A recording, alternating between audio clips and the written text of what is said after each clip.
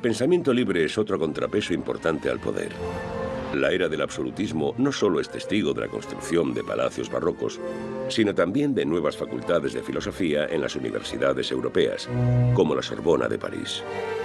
La filosofía se convierte en uno de los mayores contendientes de la teología o las creencias religiosas.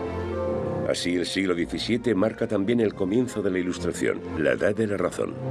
Voltaire, Montesquieu, Jean-Jacques Rousseau, Thomas Hobbes, Francis Bacon, John Locke, David Hume, Adam Smith, Immanuel Kant, Gottfried Wilhelm Leibniz, Hegel.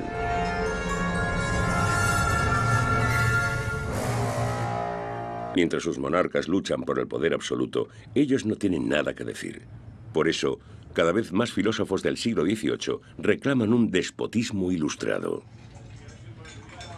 Pensadores como Voltaire y Montesquieu cuestionan el antiguo régimen de la nobleza y el clero. Al exigir la separación de Iglesia y Estado, así como la distribución del poder, sientan las bases de la democracia moderna. Las ideas publicadas en El contrato social de Jean-Jacques Rousseau en 1762 son aún más radicales. Se exige que cada nación sea gobernada por la voluntad general del pueblo. En otras palabras, quiere sustituir el absolutismo por repúblicas.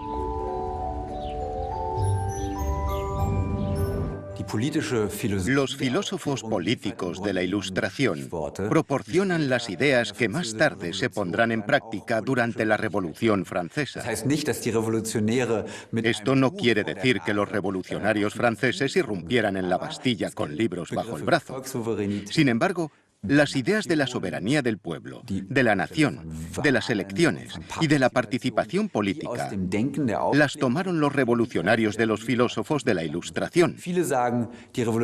Es posible que no hubieran leído a Rousseau, pero conocían sus ideas clave. Hoy en día, los filósofos franceses reciben el reconocimiento que merecen.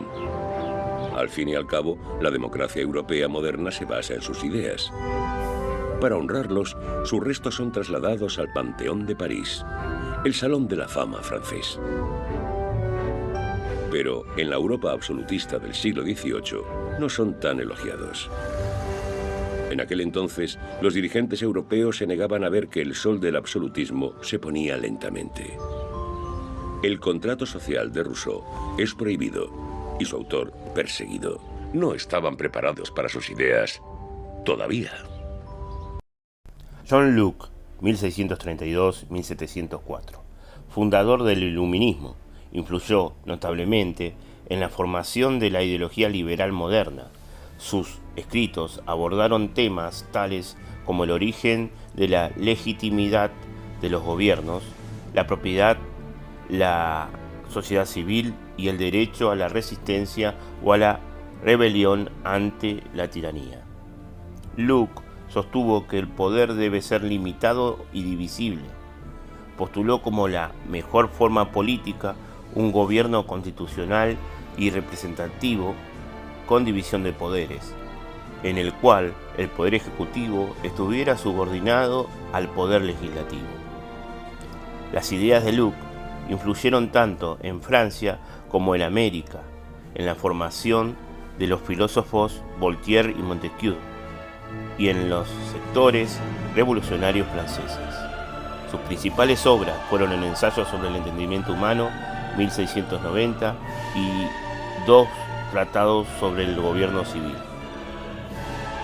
Voltaire, 1694-1778, escritor francés de origen burgués, tenía una pluma ágil y satírica que utilizó en contra de la memoria del rey Luis XIV, lo que le valió en 1717 el encierro por varios años en la prisión La Fortaleza de la Bastilla.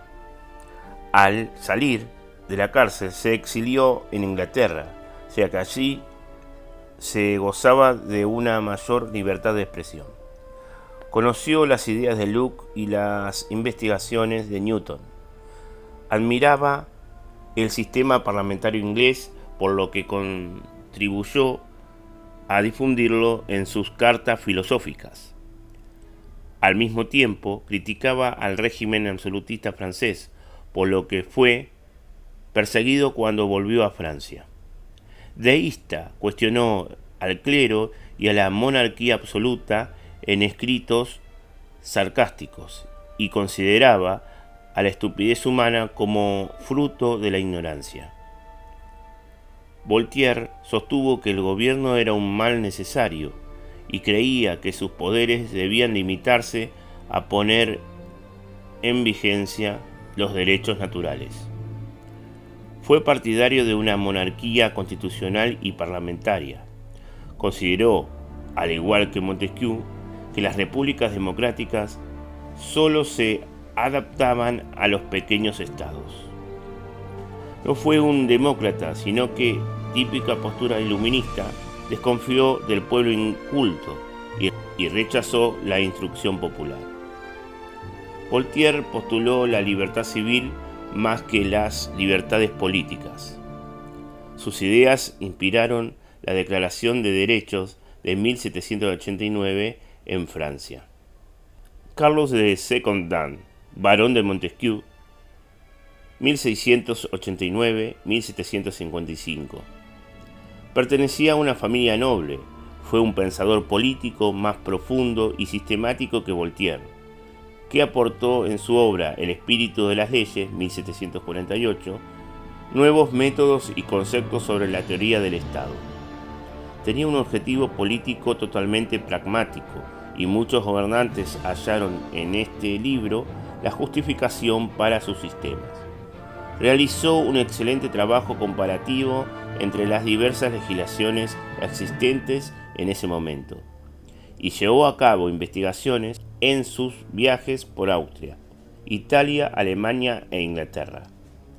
De este último país estudió su constitución, a la que tomó como modelo de gobierno perfecto, la monarquía parlamentaria. De acuerdo con los sistemas de gobierno que observó, los clasificó en tres formas: república, monarquía y despotismo, según quién ejerce el poder y cómo lo ejerce.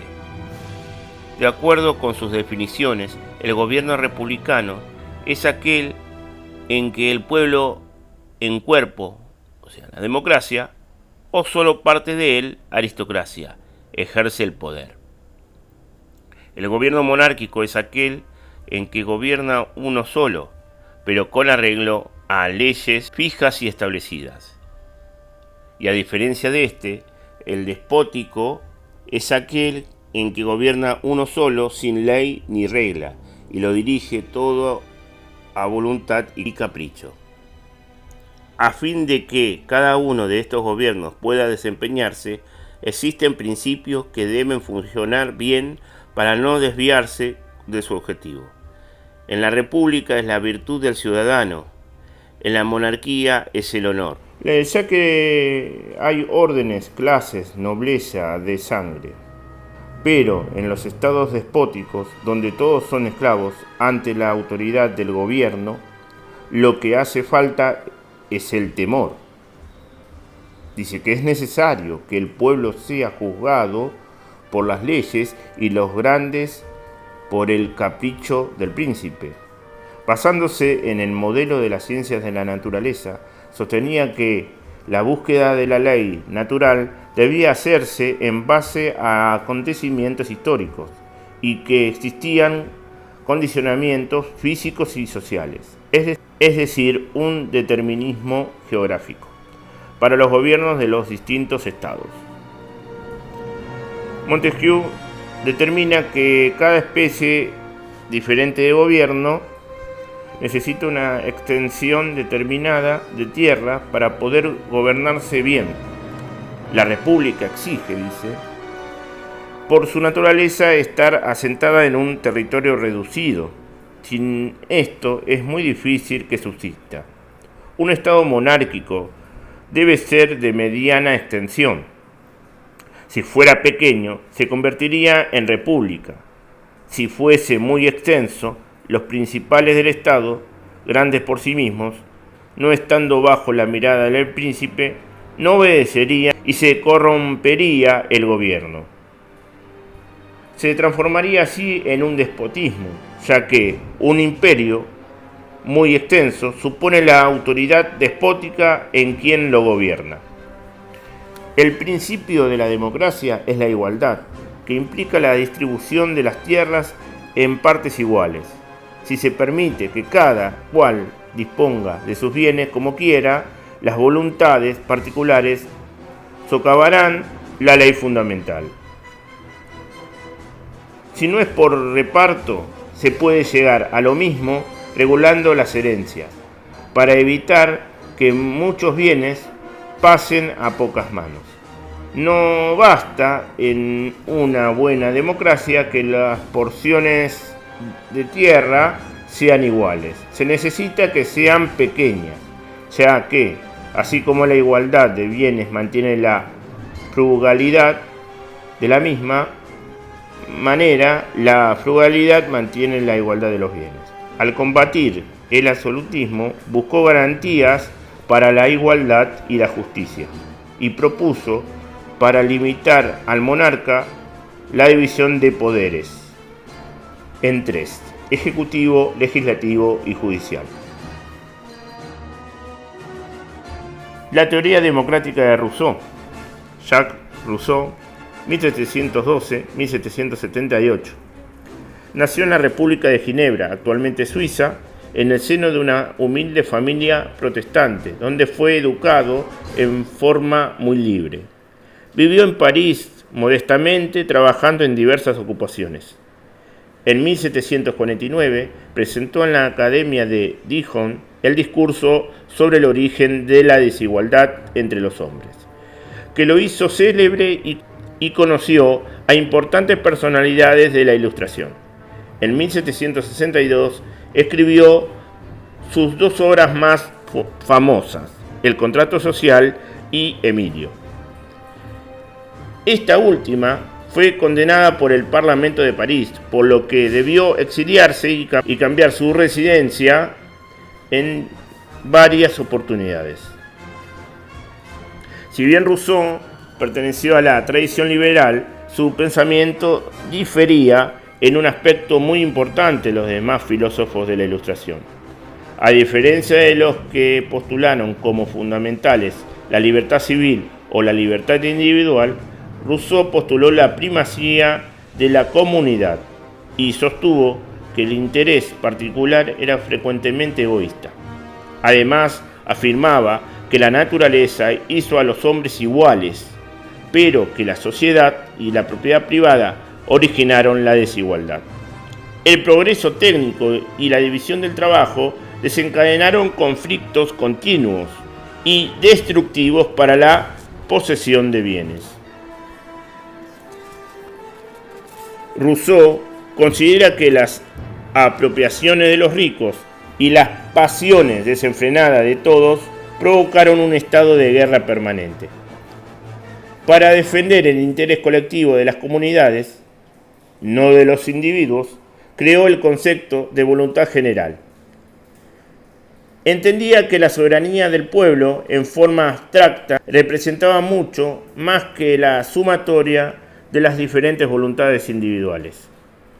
Según Rousseau, la única forma de establecer una comunidad feliz es ceder los derechos individuales a la colectividad política, el Estado, por medio de un acuerdo social, a fin de convenir cada persona con las demás en someterse a la voluntad de la mayoría.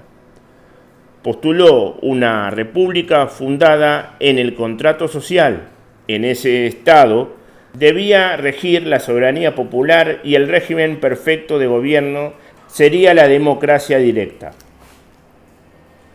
Las ideas democráticas e igualitarias rousseauianas inspiraron a los revolucionarios franceses, fundamentalmente influenciaron a la corriente jacobina de Robespierre y Marat. En nuestro continente, uno de los más fervientes revolucionarios, el abogado Mariano Moreno, adoptó el ideario de Rousseau y tradujo su principal obra, El contrato social, en 1810.